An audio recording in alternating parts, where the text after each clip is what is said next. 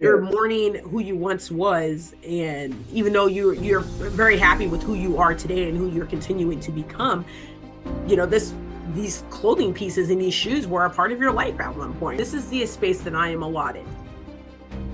This is it. This is it. No more, no less. So whatever fits in here is what's gonna fit in here. And if it can't fit in here, then I guess it gotta go. It's an everyday intentional practice. It gets easier the more you keep doing it. The more you keep doing it, the easier it gets. The more you put your things away, the easier it gets. My name is Fabian Girmay. I am one of the training coordinators associated with AARTH. And we're so excited to welcome Shantae Duckworth, our guest expert for today's workshop.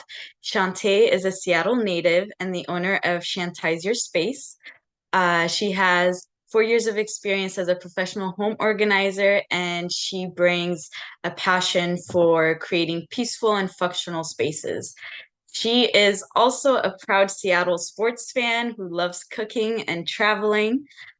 Today, she'll guide us through practical and calming strategies to help us declutter our space. Please join me in welcoming Shantae. Hi, everyone. Thank you all so much for having me. Thank you for taking time out of your evening to join. I know we're all very, very busy people, so I'm always very thankful and mindful of the time and energy that you guys take out of your day to spend with us on a very, very important topic, because who could not use some decluttering tips and tricks and understanding, because again, we're all busy people with lives and things are piling up everywhere. We got to get control of these things. So today, we're obviously going to talk about, of course, decluttering, but kind of, our spending power with Black people and how does that translate into our homes and into our lives, and it's all because it's all intertwined. And we'll get through all that. And I just say that if you do have any questions, you can, of course, drop them in the chat or save them for the end. And I'd be happy to answer any questions or any comments or anything like that at the end. So I'm going to share my screen and we're going to get the party. We're going to get the party going. All right. So home organization and money management, because again, it's all interconnected, and we'll go through all that in today's presentation. There we go. Okay. So yeah, today we'll talk about the big C word, clutter, how to get organized on the budget, our shopping and consumption, again, how that ties into how to save money through organization, and how to start your organization journey. It will be a lot of information. Just take what you can take, of course. And then, of course, again, if there's any questions or anything like that, drop them in the chat. I'll try to look at the chat throughout the presentation to see if there's anything we can go over in the meantime. If not, we can always refer at the very end. So about me, because obviously you need to know me before we get started. Grew up, born and raised in Seattle. I spent a lot of time in the Central District, and then in high school, I moved over to West Seattle, where I am still currently there. I've worked in the restaurant industry for 20 years. There's always a running joke in my family. My great grandmother and great grandfather owned restaurants in the Central District back in the 60s and 70s. So they like to say I'm carrying on the family tradition of still being in restaurants, with being assistant manager currently at a restaurant right now, on top of doing my business of Shantae Your Space, which I started in 2021. Again, we're all sitting around when COVID hit. I'm sitting with all my stuff. I'm so overwhelmed. Life is just lifing. And I said, you know what? I got to make room for this exercise bike that's behind me, which means I need to clear out some space. And that's exactly what I did. And I threw out so much stuff and then realized it's actually a legit business. There is a lot of Black organizers that are out there. So I did a lot of research, then officially launched my business in 2021. As Fabian said, I love watching sports and traveling. I'm a Seattle sports girly. Mariners, Seahawks, Sounders, Storm. I'm so happy the Storm is going to the playoffs, if anybody's keeping up with that. I love sports. I'm like, if I'm not at a game, I'm watching it on my TV. And then I have been featured in some newsprint articles, from Martha Stewart to Parents Magazine, USA Today, Apartment Therapy, countless others as well. And just always very thankful when people reach out and ask me for my opinions on certain topics. Okay, so what is clutter and what are the effects? We all know what clutter is. It's a collection of things just lying around in an untidied mass, which means things are just thrown everywhere. Things don't have a place. There's no designated home for your belongings, and it's very very overwhelming. Just you know what? When you walk into that room, you walk into that space, and all you just see is stuff, and and it just feels like a weight is just like coming down on you. Like that is some of the effects of clutter. And it's unfortunately it's plaguing all of us, especially in America. We're really taught um, that having a lot is a good thing. It's a great thing when studies show that we really don't need much to be happy. Um, yes, in America, like I said, 55% of Americans are very stressed by clutter, and it makes you very unproductive. It makes you very unsatisfied with your life. You feel really alone. You feel like you're the only person out there that's going through this. When I'm telling you, everybody is affected by clutter in some way, shape, or form. So you are not alone out here with your feelings. But again, it causes a lot of stress in life. And once you get your spaces uncluttered, life gets 100 times better. I'm telling you from experience. Um, so how does shopping and consumption tie in together? Women, especially as ladies, we love to shop. Especially being Black, we are taught we got to look good at all times. Hair has to be done, your nails, your outfits better be pressed and ironed and dry cleaned, your shoes better be polished, your makeup better be done. Which means we have to spend a lot of time making sure we look good, right? Which means we got to go shopping. We got to go to Sephora. We got to go to the mall. We got to go online, whatever. And we spend a lot of money and a lot of time and energy um, with that aspect of our lives. And yeah, the average the average debt from shopping for people within our age range is a little over $4,000. That $4,000 is a lot of money. It doesn't seem like a lot of money these days because I know the dollar is getting stretched very thin, but it is still a really big chunk of money that we spend to look good. And again, life is, especially these days, life is very stressful. We're all very concerned with our own personal lives as well as like the state of the world, the state of the economy, the state of this country. There's just so many factors going on right now to where a lot of people are, really shopping it up because that's where they feel they're going to get some satisfaction in life, that they're going to be able to have some control over what's going on. Like I may not know what's happening tomorrow, but I know that if I go out and buy this sweater, it's going to make me feel better. And yeah, and I found that really crazy that Americans spend more on retail goods than on higher education. And again, we know how much college and master's programs and all it costs tens of thousands, if not hundreds of thousands of dollars by the time it's all said and done. And Americans spend more money shopping than on education. That was mind blowing when I found out that information. Um, then again, as far as the consumption aspect of it, I know so many of us have, you're going online, you're buying things, and they're like, hey, you know what? Just spend an extra $15 and we'll give you free shipping. So then you're adding something else into your cart that you're probably not going to use or you're not going to wear in any way, shape, or form, just to not have to pay that $5 shipping and handling fee or whatever the price is, right? It's not worth it. And these online retailers, the stores, you guys know they spend millions of dollars every year on advertising to us to get us to buy stuff that we don't necessarily need to buy, and doing little tricks like that to get you to get free shipping. Like it's crazy. And then the last part, the average American throws out 65 pounds of clothing every single year. Sit with that. Let that sink in.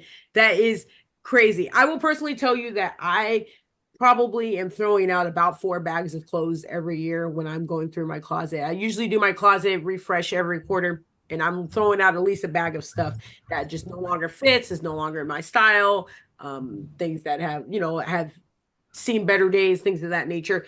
But the fact that each person is throwing out that many pounds of clothes every year is crazy, crazy, crazy, crazy, crazy, crazy. So yeah, just little little backstory on the shopping and consumption. Now, how does that play into, us Black people, right? And people of color? Black Americans is the second largest consumer group in America. Y'all, we have so much buying power. And I think that, especially in the recent events of, Targets and Walmarts and Amazons and people just being a little bit more conscious about where they're spending their dollars, we realize that we do have a lot of the buying power. And again, these companies, they know that, and they know how to trick and manipulate us into buying things that we necessarily don't need to be spending money on. It said in 2019, Black Americans spent an average of spent $835 billion.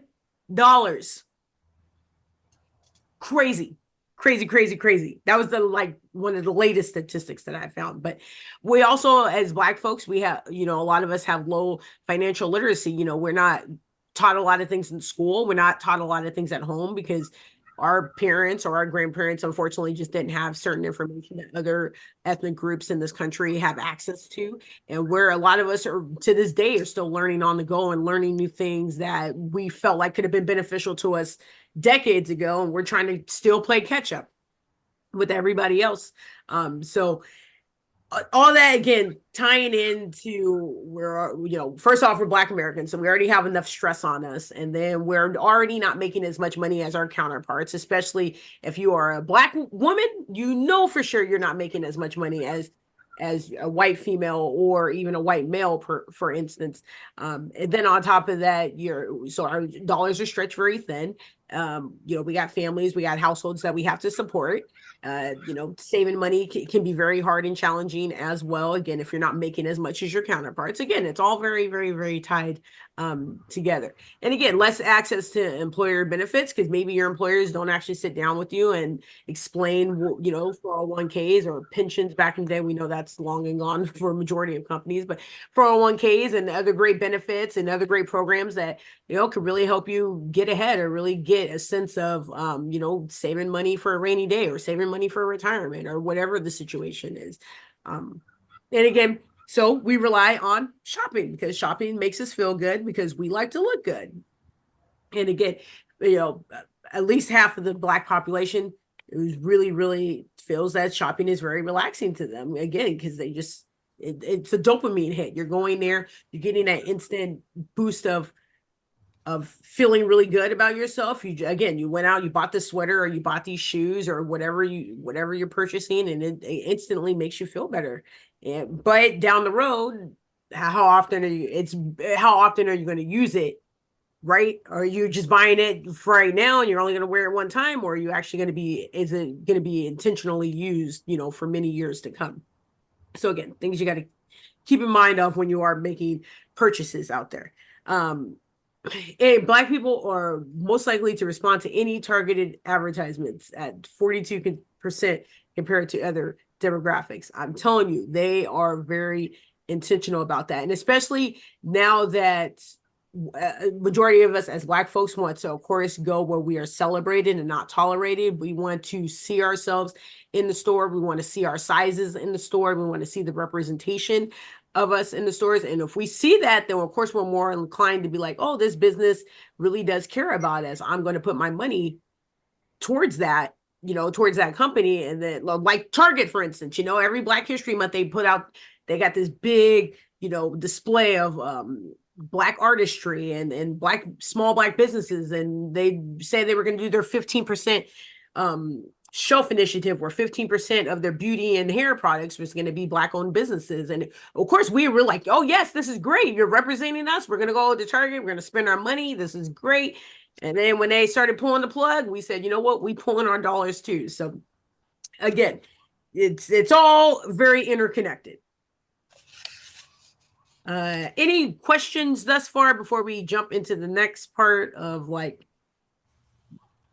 tying it into your own personal spaces of your homes or your apartments or anything? Let's see if there it is. No. Yes. Okay. We will keep it moving. All right. So How do you become more organized in your home? So this is going to be bulk of the presentation here.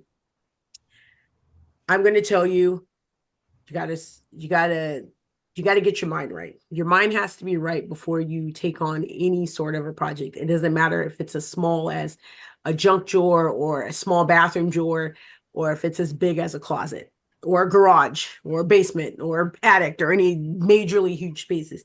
Your mind has to be in the right place.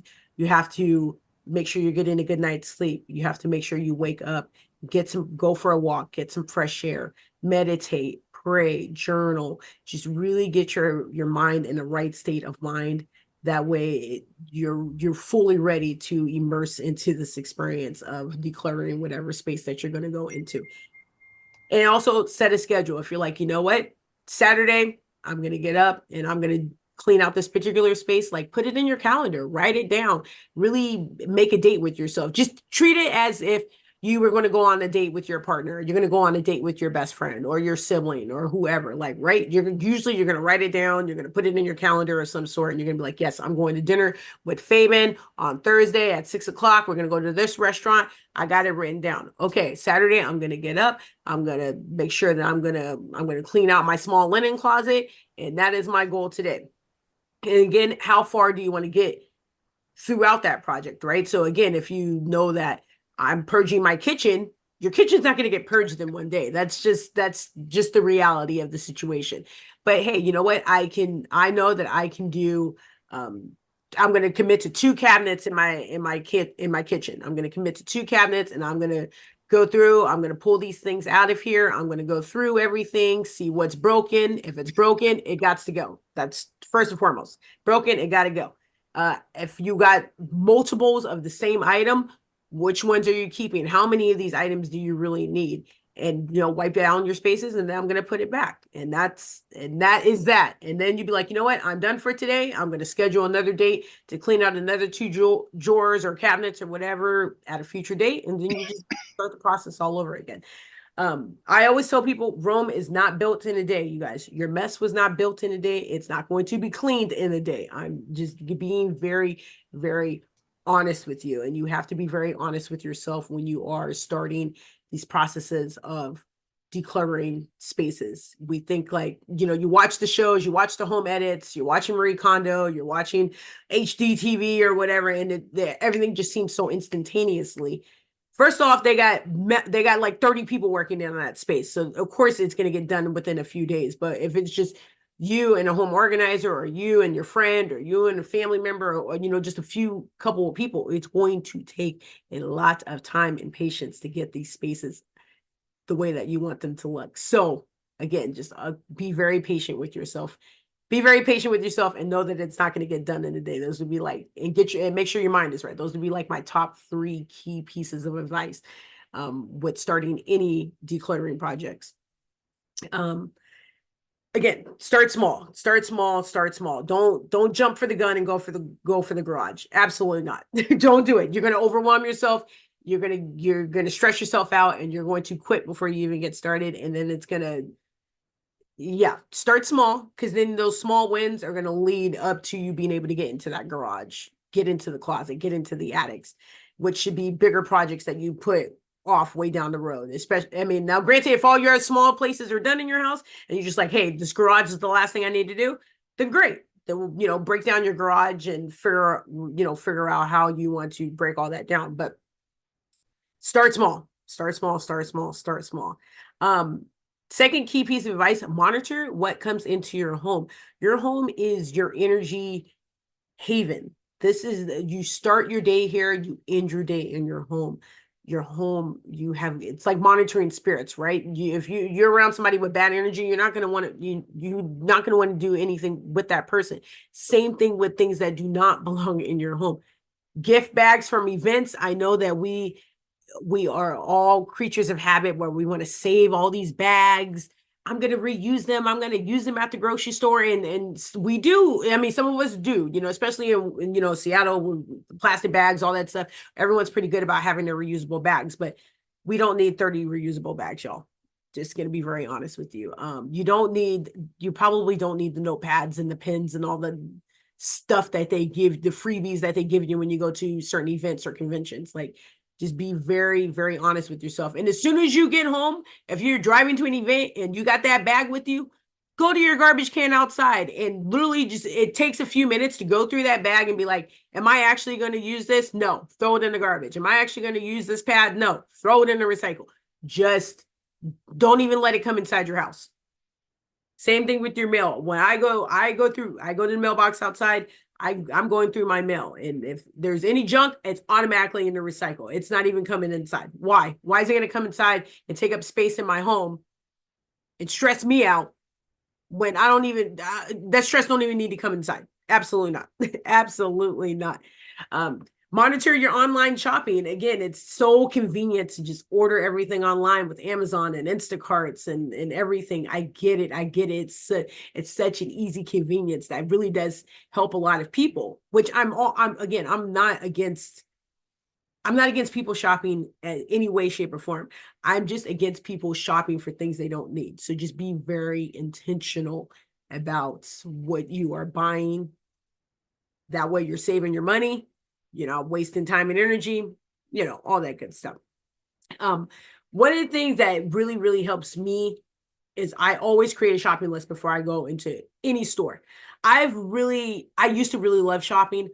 I'm not a big shopping fan these days. Like I want to get in the store and I want to get out. So creating a list helps me stay on track. It helps me stay on budget. And all those good things. And especially if I'm going to the grocery store and I know, okay, this is the things I'm making for dinner or whatever, I'm shopping in my kitchen first.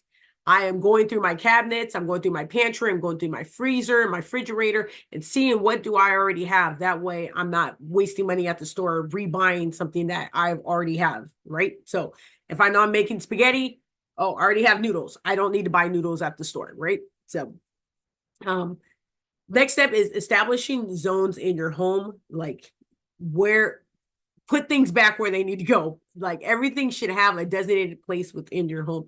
The main place that I would definitely start with if you are trying to establish zones in your home, your entryway, whatever your main entryway is from coming into your space, if it's through the garage, if there's a mud room, through the main front door, whatever the situation is, start there. If you are the type of person that you don't allow shoes in your house, make sure you have a nice shoe rack. If you're the type of person that, oh my gosh, I can never find my keys in the morning, then maybe you need to have a little basket where you can drop off your wallet, your keys, your lip gloss right there. So it's easy for you to just grab it and go out the door in the morning. And then you can just put it right back there when you come home later on in the day.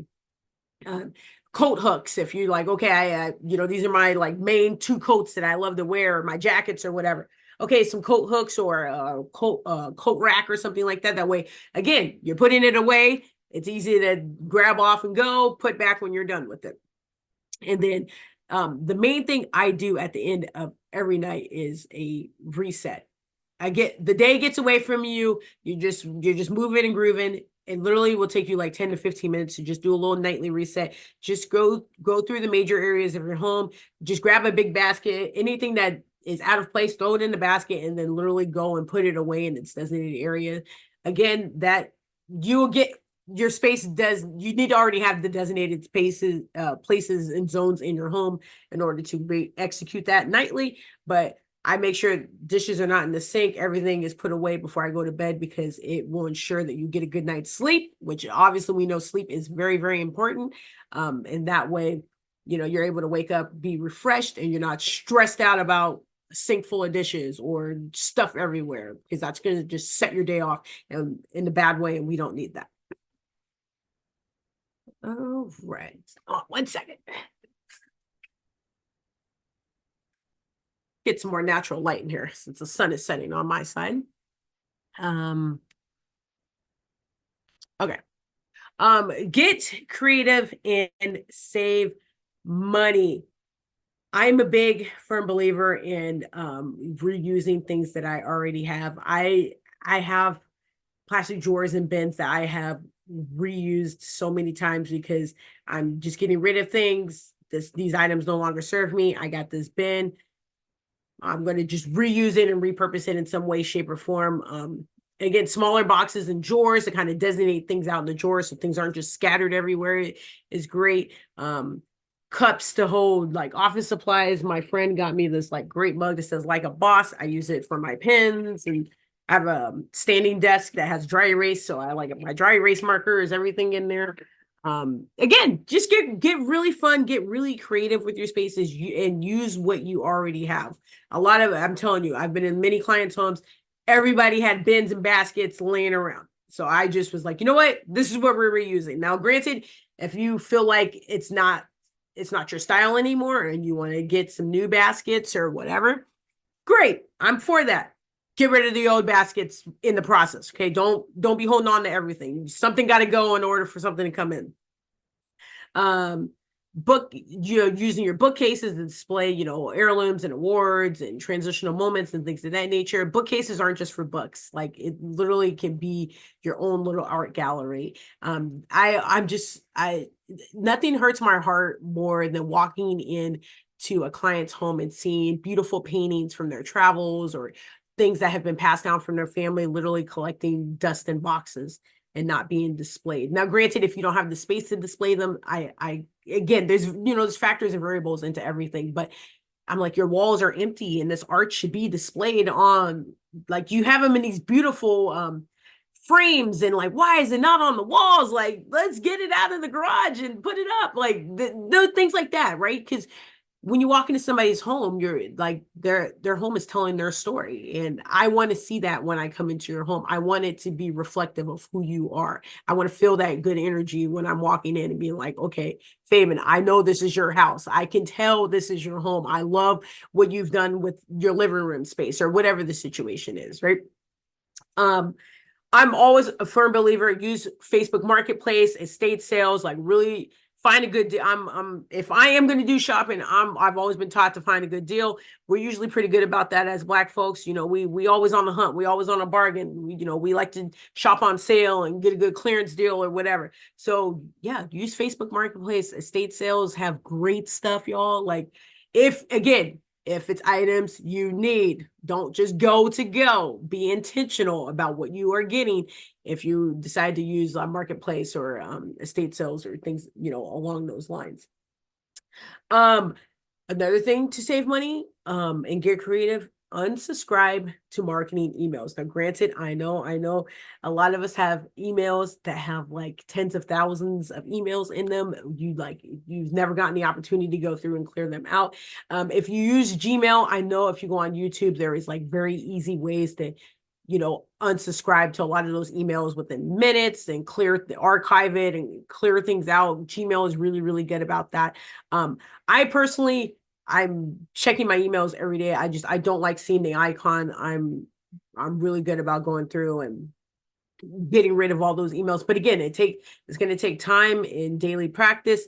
It maybe takes me like 5 minutes a day to just go through I have an old Yahoo email that I use for pretty much everything. And then I have Gmail for more important things. But my Yahoo one, I go through every day and clear that junk out just because I don't like seeing it sitting around. And it also makes me realize like how many advertisements I do get.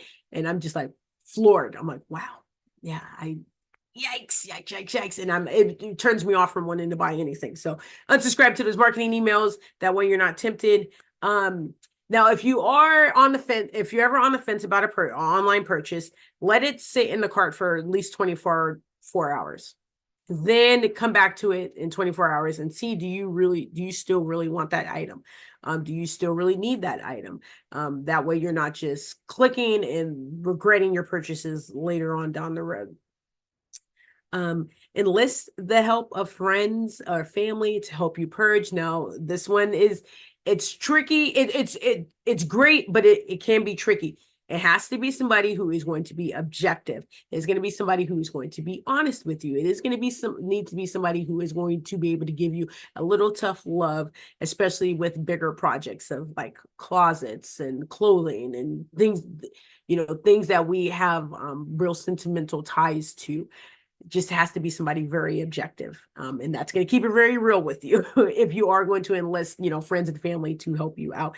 And somebody who's going to be like, okay, like, this is like, we're really here on a mission today to get, go through your sweaters and get rid of these things, like narrow this stuff down. or hire a home organizer is also a great way as well. Again, they're going to be very objective with you. They're going to be very judge free because we have seen, trust me, y'all, we've seen a lot of spaces, and I've tell everybody I've seen it all. You think your places, I've seen it all. I ain't nothing. I'm not scared of any spaces at this point in my professional home organizing career.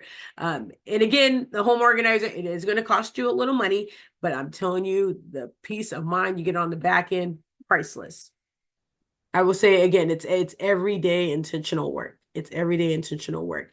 But I've lived my best life within these last 5 years. I mean, anybody who's been in my life could tell you that Shantae is probably the happiest that she has been in these last 5 years. And I credit a lot of that to starting my own personal decluttering journey, because it hasn't just given me back my space, but it's given me back my life, and it's helped me be very intentional with relationships, where I've had toxic people in my life and I've cut them off because I'm able to really think and see and breathe because my space is together. So I'm just tell you, it's going to change. It will literally change your life if you, but again, you got to be intentional every day about it. So Shantae, thank you again. That was thank you. incredibly helpful and very insightful. Thank And you. thank you all for attending as well. And it was great hosting this workshop with Shantae. And just to let you guys know, I've just dropped our website link in the chat. Feel free to check it out for current events and other programs and services that we are offering. And yeah, thank you all so much for coming. Yes, thank you guys so much for taking time out of your evening again to spend with me. It really, truly means a lot, especially my Black community. I just feel like this is just a small way for me to be able to give back, um, and invest into who we are as people. I like to thank AARTH as well. Thank you guys always so much for inviting me to come and speak with your peoples, and y'all doing great things in the community as well. I just always want to give you guys your props because there isn't many Black organizations in Seattle, especially that's helping our the age demographics and things of that nature. So you guys are doing great work. Thank you so much, Fabian and Mona and everybody. Y'all have a great night. And I will send all the information to Fabian and show again, get all the discounts and stuff out to y'all if you are interested in services. And thank y'all. I appreciate it. Thank you. Thanks, everybody. Have a great evening.